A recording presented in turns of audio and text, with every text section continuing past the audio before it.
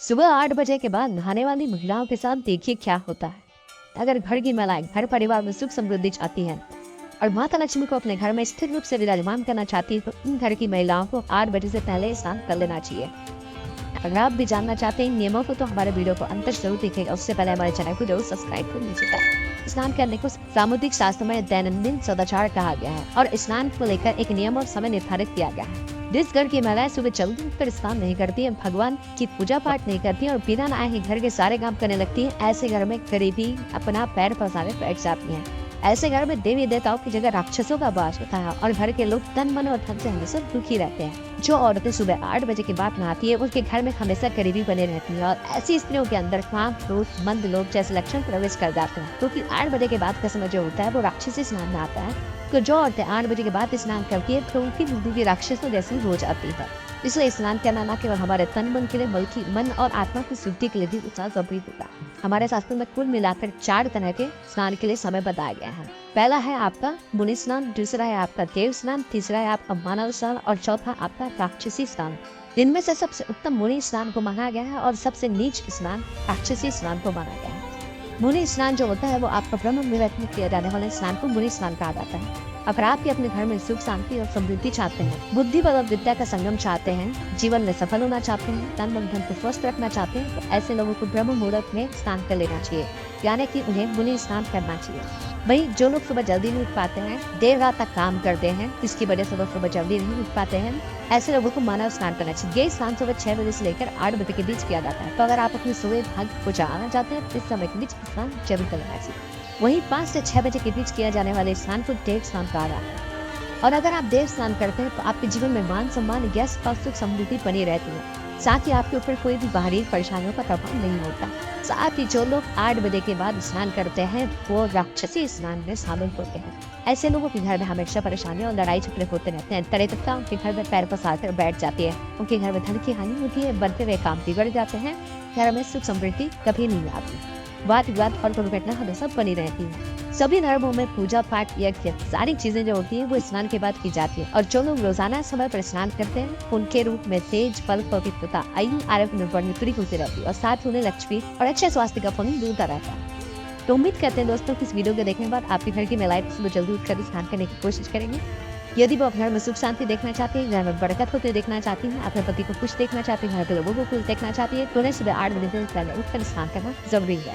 जिस घर की महिलाएं सुबह 8 बजे के बाद स्नान करती हैं, उस घर को बर्बाद होने से कोई भी नहीं रोक सकता और ऐसे घरों में दरिद्रता अपने पांव पसार देती है और माता लक्ष्मी तो भूलकर भी ऐसे घर में कदम नहीं रखती। तो अगर आप भी अपने घर पर आने वाली मुसीबतों से छुटकारा पाना चाहते हैं, तो आज की ये वीडियो पूरी जरूर देखिएगा और चैनल को सब्सक्राइब जरूर कर लीजिएगा कि हमारे शास्त्रों में दैनिक क्रियाओं के लिए एक निर्धारित समय बताया गया है और अगर वो कार्य समय पर नहीं होते हैं, तो इसके शुभ और अशुभ परिणाम हमें देखने को मिलते हैं। जैसे कि स्नान करने को सामुद्रिक शास्त्र में दैनंदिन सदाचार कहा गया है और स्नान करने का एक नियत समय भी बताया गया है।